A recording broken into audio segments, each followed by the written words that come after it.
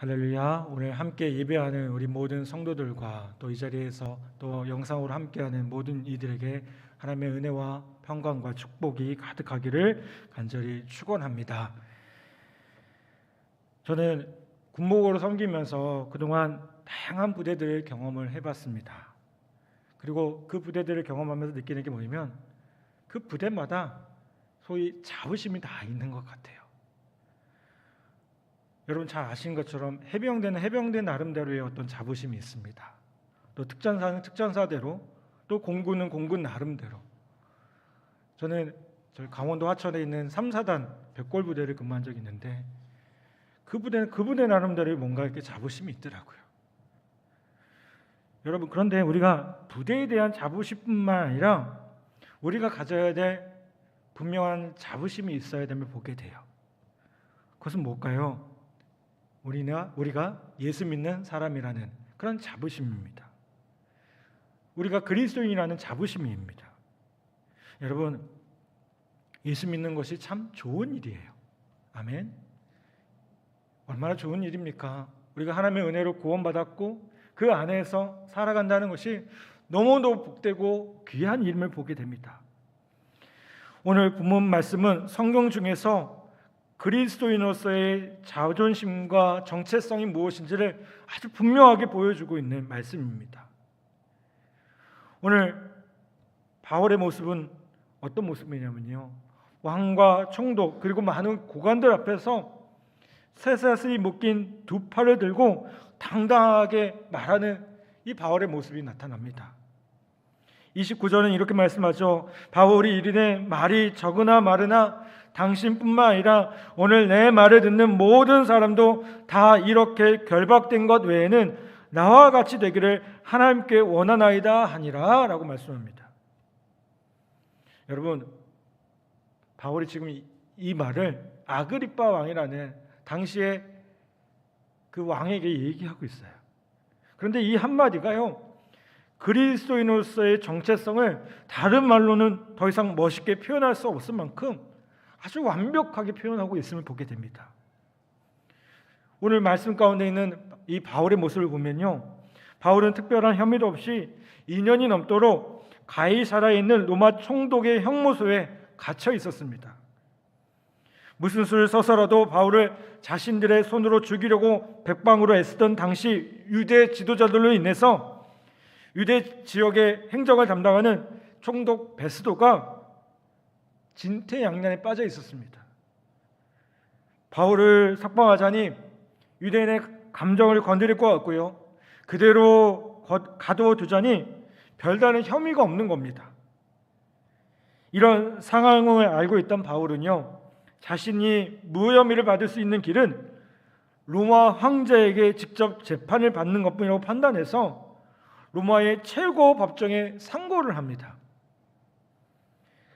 이때 당시 팔레스타인 북부 지역의 통치자로 있던 아그리빠 왕과 그의 누이 동생이 방문을 하게 됩니다. 베스도 총독은 이 좋은 기회를 놓치지 않고요, 왕과 함께 최종 결정을 내릴 작정으로 다시 공판을 열게 되고요, 오늘 말씀 바로 그 재판을 받는 장면임을 보게 됩니다. 바울은 먼저 아그리빠 왕을 향해서 자신이 어떻게 예수를 만났으며 무엇 때문에 유대인들의 미움을 받게 되었는지에 대해서 이야기합니다. 그리고 23절에서는 그리스도가 고난을 받으신 것과 부활하심으로 말미암아 이스라엘 백성의 오랜 소망이 성취되었다는 것을 선포합니다. 그러자 총독 베스도가 어떻게 합니까? 참지 못하고요, 바울아, 내가 미쳤도다. 내 많은 학문이 너를 미치게 한다라고 소리칩니다. 그러나 바울은 25절에서 뭐라고 합니까? 오히려 당당하게 내가 미친 것이 아니요 참되고 온전한 말을 하나이다 라고 아주 당당하게 대답을 합니다.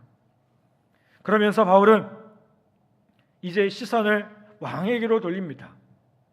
바울은 왕과 그의 누이 동생 버니게를 향해서 복음 증거를 계속합니다.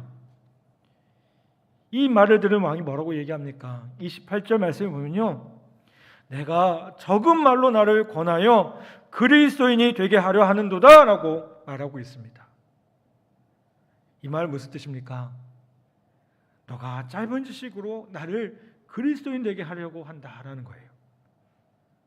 여기에는 중요한 의미를 가진 단어가 있습니다. 그것이 뭘까요? 그리스도인입니다. 당시에는요, 이 그리스도인이라는 것이 좋은 의미는 아니었어요. 지금 뭐하고 같을까요? 예수쟁이? 뭐 이런 의미일 거예요. 그렇죠? 옛날에 제가 어릴 때 보면 교회 다니는 사람들 향해서 예수쟁이라고 했어요. 근데 이게 좋은 의미가 아니잖아요. 여러분, 지금 마찬가지입니다. 이 아그리빠 왕이요, 그리스도인이라고 말한 건요, 그들을 존중해서 말하는 것이 아닙니다. 형편없는 것이라고 얕잡아 보는 멸시의 뜻이 담겨져 있음을 보게 돼요. 즉, 너가 몇 마디 말로 얕은 지식으로 나를 그리스도인 되게 할 수 있을 것 같으냐라고 비아냥거리고 있다는 겁니다. 그런데 바울이 뭐라고 대답해요? 오늘 29절 말씀처럼 말이 적으나 많으나 당신뿐만 아니라 오늘 내 말을 듣는 모든 사람도 다 이렇게 결박된 것 외에는 나와 같이 되기를 원하나이다 라고 고백하고 있어요. 여러분, 바울이 나와 같이 되기를 원한다라고 얘기합니다. 이 말은 바울이 그리스도인으로서의 정체성이 무엇인지를 아주 분명하게 드러냅니다. 이런 의미를 가지고 있어요. 왕이요, 당신은 나보다 하나도 나은 것이 없습니다. 인생의 승자는 당신인 것 같은데 아닙니다. 바로 나입니다. 또한 예수 없는 왕자보다 예수 있는 죄수가 되는 것이 현명한 선택입니다. 그러니 나처럼 예수 믿고 구원받으십시오라고 분명하게 외치고 있습니다. 그리고 또 어떤 고백이 있을까요? 나는 당신에게 부러운 것이 하나도 없습니다. 당신이 그 높은 자리에 있지만 부러운 것이 하나도 없습니다. 이렇게 고백하고 있다는 거예요. 여러분, 생각해 보십시오. 한 사람은 왕이고요, 한 사람은 죄수예요. 왕이었기 때문에 그 자리에 어떻게 앉아 있었을까요? 가장 근엄한 자세를 가지고 근엄한 모습으로 그렇게 앉아 있을 거예요. 여러 가지 화려한 옷을 하고요, 치장을 하고요, 정말 이렇게 내려다보면서 그렇게 하고 있었을 겁니다. 반면 그들 가운데 바울은 어떤 모습입니까? 쇠고랑을 차고 냄새나는 죄수복을 입고 그렇게 어떻게 보면 엎드려져 있는 그 모습입니다. 더욱이 이 아그리빠와 버니게는요, 당시 한 20대 중반을 넘기지 않는 아주 젊은 이들이었고요, 바울은 당시 나이가 50대를 바라보는 나이였습니다. 50대면 아주 젊지 않냐라고 생각되지만 당시 평균 수명이 40 정도밖에 안 됐어요. 그러면 어떤 상황인 거예요? 아주 그냥 볼품없는 노인의 모습인 거예요. 그런데 여러분, 바울이 비굴합니까? 그 왕 앞에서 비굴한 모습입니까? 왕을 부러워하고 있습니까? 아니요. 바울은 끝까지 의연하고 끝까지 떳떳하고요, 끝까지 당당했다는 거예요. 여러분, 바울이 이렇게 끝까지 의연하고 당당했던 그 이유가 무엇이겠습니까?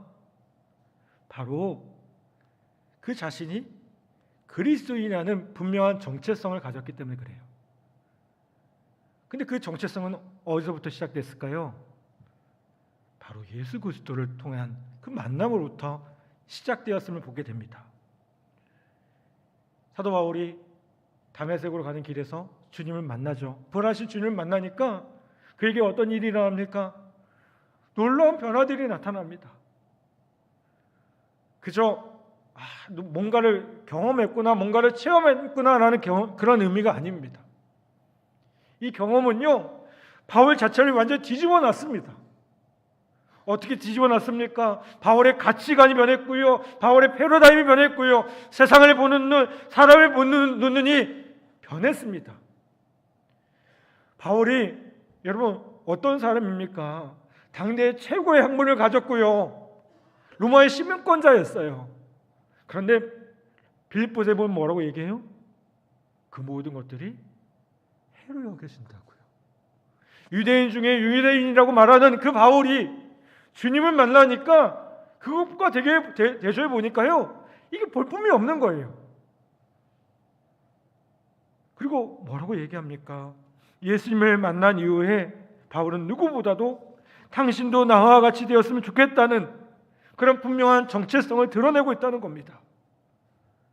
여러분, 바울은 예수님을 만난 후에 오히려 더 당당하게 살았어요. 어디 가서든 어떤 모습이든 간에 더 당당하고요, 더 복된 모습을 살았음을 보게 됩니다. 그러면 우리가 왜 바울과 같은 이런 그리스도인으로서의 분명한 정체성을 가져야겠습니까? 먼저는 우리가 세상 부귀를 보는 시각이 다른 자들이기 때문에 그래요. 우리가 뭐가 달라요? 세상 부귀를 보는 것들이 달라요. 제가 앞서 말한 것처럼 빌립보서 3장 8절에 이렇게 말씀합니다.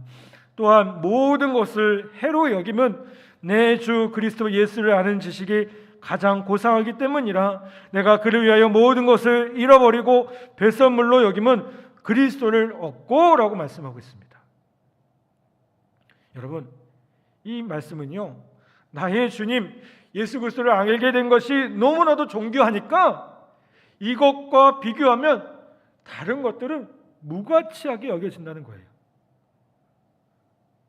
나는 예수 그리스도 외에 다 모든 것들을 쓰레기처럼 배설물처럼 여기고 버렸다는 의미를 가지고 있습니다. 여러분, 우리가 예수를 믿고 나면, 예수님을 정말 내 마음속에 영접하면 우리가 하나님의 자녀가 되는데요, 그러면 그 하나님의 자녀가 되는 순간 세상을 보는 눈이 달라집니다. 디모데전서 6장 7절 8절 보면 이렇게 말씀합니다. 우리가 세상에 아무것도 가지고 온 것이 없음에 또한 아무것도 가지고 가지 못하리니 우리가 먹을 것과 입을 것이 있은즉 족한 줄로 알 것이니라 라고 말씀합니다. 여러분, 하루하루를 하나님의 은혜로 살아가기 때문에 굳이 세상에 부귀 영화에 목맬 필요도 없고 그거에 연연할 필요도 없다는 거예요. 프랑스 대혁명이 일어났을 때 당시 황제였던 루이 16세가요 감옥에 끌려 들어갑니다. 죽을 날을 기다리며 손톱이 뭉개지는 것도 마다하지 않고 이 루이 16세는 벽에다 뭔가를 열심히 씁니다. 뭐라고 썼느냐? 인생은 아무것도 아니다 라고 썼다고 합니다. 여러분, 어떻습니까? 우리도 너무 잘 알고 있지 않습니까? 인생은 아무것도 아니고요, 부귀영화라는 것은 한낱 헛개비와 같다는 거 너무나도 잘 알고 있지 않습니까? 근데 문제는 그 사실을 알면서도요, 예수 믿지 않는 사람들은요 부귀영화를 기뻐해서 스스로 그 속으로 뛰어들어간다는 데 있습니다. 좀 더 많이 가지려고 합니다. 좀 더 큰 것을 가지려고 합니다. 좀 더 좋은 것을 가지려고 합니다. 그러기 위해 몸을 혹사시키고요, 마음을 망가뜨립니다. 근데 여러분, 우리 그렇게 살 필요 없잖아요. 욕심내고 물질에 집착할 필요가 없습니다. 물론 조금 많이 가지면 편안해질 수는 있겠죠. 그런데 그것이 우리의 삶에, 우리의 가치관의 전부가 되어서는 안 된다는 겁니다. 여러분, 우리는 세상과 다른 분명한 가치를 가지고 있는 저 하늘나라를 향해 살아가는 하나님 백성임을, 그리스도인임을 함께 기억하기를 간절히 바랍니다. 또 우리가 그리스도인으로서 정체성은요, 우리는 세상 사람들이 갖지 못한 것을 가졌기 때문임을 보게 돼요. 여러분, 우리는 예수 안에서 세상 사람들이 물질을 다 쏟아부어도 구할 수 없는 것들을 이미 세상에서 누리고 있습니다. 내가 누리고 있지 않은 것 같은데 이렇게 생각하시는 분들이 있을 텐데요. 아니요, 이미 다 누리고 있습니다. 로마서 14장 17절에 보면 뭐라고 말씀합니까? 하나님의 나라는 먹는 것과 마시는 것이 아니요 오직 성령 안에 있는 의와 평강과 희락이니라 라고 말씀합니다. 여러분, 먹고 마시는 문제를 놓고 볼 때 이 왕과 견줄 사람이 어디 있겠습니까? 그에 비해 바울은 어떤 상황이에요? 떡 한 조각으로 겨우 연명하고 있는 죄수입니다. 그런데 하나님은요 그에게 귀한 것을 주셨습니다. 무엇을 주셨습니까? 하나님의 의와 마음의 평강과 세상 사람들이 모르는 그 기쁨, 무엇에도 얽매이지 않는 그 자유를 바울에게 주셨다는 거예요. 여러분, 어쩌면 우리가 세상 기준으로 볼 때 좀 초라해 보일 수도 있어요. 우리가 다른 사람하고 비교해 보면 좀 부족해 보일 수도 있어요. 우리 자꾸 비교하잖아요. 여러분, 뭔가 많이 얻은 것 같지만 우리 자꾸 다른 사람들하고 비교하면서 어떻게 합니까? 나는 왜 이거밖에 안 되지? 어떤 사람은 나이가 많은 것 때문에 소망하는 사람처럼 보이고요. 어떤 분은 새벽부터 밤늦게까지 수고하고 땀 흘리지만 한평생의 어려움과 답답함과 절망에 둘러싸여 있을지도 모르겠습니다. 여러분, 그럼에도 불구하고요, 우리는 세상 사람들이 모르는 은혜, 곧 평안과 기쁨과 자유를 우리가 누리고 있음을 우리 모두가 기억하기를 간절히 바랍니다. 성경 뭐라고 나옵니까? 한날의 괴로움은 그날의 족하니라 라고 했습니다. 여러분, 우리에게는요 내일의 염려를 얽매이지 않는 자유함이 있어요. 우리는 이 세상을 살아가면서요 얽매이지 않고 하나님 주신 것들을 마음껏 누릴 수 있는 은혜들이 있어요. 또 내일 일은 내일 염려할 것이라는 말씀처럼요, 오늘 우리는 어떻게 살아갑니까? 오늘 살아가는 것 자체가 기적이고 하나님의 은혜라는 것을 알고 있습니다. 그리고 내일의 모든 것이 내가 뭔가 계획하고 한다는 것이 아니라 주님 손에 맡겨져 있다는 사실 또한 우리는 알고 있다는 겁니다. 사랑 여러분, 우리가 우리 안에 뭔가 내일에 대한 염려, 근심, 뭔가 그런 것들로 인해서 우리를 얽매이고 있습니까? 우리가 그리스도인으로서 다시 한번 누려야 될 것들, 그것들을 분명히 누릴 수 있는 우리 모두 되기를 간절히 바랍니다. 내일도 매이지 않는 자유가 있고요, 그 자유로 인해서 그 마음의 평안이 세상이 줄 수도 있고 줄 수도 없고 알 수도 없는 그 평안이 우리 안에 있음을 다시 한번 기억하고 회복하는 저와 여러분 모두 되기를 간절히 바랍니다. 또 우리가 예수 믿는 사람으로서, 그리스도인으로서 우리가 이 놀라운 것들을 누릴 수 있는 이유가 무엇이냐면 내세에서 영원히 누릴 영생을 소유하고 있기 때문에 그렇습니다. 천국에 대한 소망이 있다는 거예요. 요한복음 11장 25절 26절에 보면 이렇게 말씀합니다. 예수께서 이르시되 나는 부활이요 생명이니 나를 믿는 자는 죽어도 살겠고 무릇 살아서 나를 믿는 자는 영원히 죽지 아니하리니 이것을 내가 믿느냐라고 말합니다.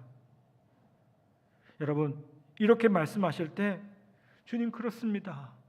주는 그리스도시요 세상에 오시는 하나님 아들이신 줄 내가 믿습니다라고 고백하는 그 믿음을 우리가 가지고 있다는 거예요. 그 고백과 함께 우리에게 주어지는 것이 뭐예요? 영생이 주어졌어요. 하늘나라의 소망이 주어졌어요. 그 하늘나라가 주어졌어요. 여러분, 영생을 소유하지 못했다면 오늘 이 성경에 나오는 아그리빠 왕처럼 아무리 화려한 인생을 살아도요 영원히 후회할 수밖에 없는 패배자로 살아갈 수밖에 없다는 거예요.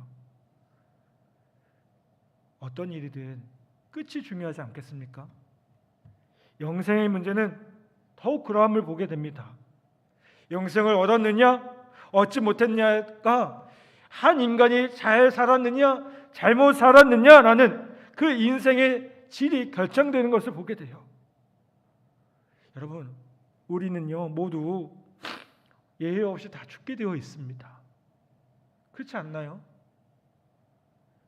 그러므로 인생의 그 마지막이 좋으려면 영원히 누릴 영광으로 이어져야 되고, 그렇게 되기 위해서 끝을 좌우하는 권세를 가진 이 예수 그리스도를 우리 안에 모셔야 된다는 겁니다. 사랑하는 여러분, 인생에서 성공이냐 패배냐 이건요 이 땅에서 얼마나 오래 사느냐, 이 땅에서 얼마나 많은 것을 가졌냐가 중요한 게 아닙니다. 천국의 영생이 우리 안에 있느냐 없느냐의 문제예요. 여러분, 그런데 우리는 예수 믿음으로 우리가 그리스도인 되었기 때문에 천국의 영생을 보장받은 사람들입니다. 비록 우리는 이 땅에서 살고 있죠. 그런데 우리는 돌아갈 본향이 있고 천국이 있습니다. 그곳에서 우리는 그토록 보고 싶고 그토록 만나고 싶은 사람들과 영원한 기쁨으로 하나님께 영광 돌며 살게 될 것입니다. 여러분, 우리는 끝이 달라요. 예수 믿지 않은 사람들과 그리스도인이 아닌 사람들과 분명히 다른 사람들입니다. 여러분, 우리가 그 사실을 꼭 기억하시기를 간절히 부탁을 드립니다. 사랑하는 여러분, 오늘 바울과 같은 분명한 정체성이 있으신가요? 나는 그리스도인입니다. 나는 그리스도인이기 때문에 이런 것들이 분명합니다라고 고백할 수 있습니까? 내가 그리스도인이기 때문에 세상에서 누릴 수 있는 것들이 그렇게 중요한 것이 아니고 오히려 주님 안에서 너무나도 많은 것들을 누리고 있다는 사실을 기억하며, 또한 무엇보다 그 천국을 우리가 소망하고 있다는, 우리가 그것을 함께 고백할 수 있는지 묻고 싶습니다. 여러분, 혹시 이 말씀 가운데 나오는 아그리빠 왕을 부러워하고 있지 않습니까? 아니, 쇠사슬을 차고 외로이 복음을 전하는 그 바울의 모습이 정말 초라해 보이진 않습니까? 여러분, 그런데 그게 아니죠. 사도 바울이 어떻게 고백한다고요? 내가 이 왕을 부러워하는 게 아니라 당신도 나처럼 되기를 원한다고요. 당신도 나와 같이 되기를 원하나이다. 여러분, 오늘 다시 한번 이 바울의 고백을 기억하며, 당신 아무리 화려해도 아무리 왕이어도 그것이 중요한 것이 아니라 내가 누리는 이 놀라운 은혜, 내가 누리는 이 놀라운 천국, 이것이 더 중요한 사실임을 다시 한번 고백하고 그것을 마음껏 전하며 살아가는 우리 모든 성도들 되기를 간절히 바랍니다. 오늘 바울이 나처럼 되기를 원한다고 고백했다. 이 그리스도인의 분명한 정체성을 우리 모두가 다시 한번 소유하는 우리 모두 되기를 간절히 축복합니다. 이 시간 우리 말씀을 기억하며 우리 함께 찬양하기 원합니다. 난 예수가 좋다고 우리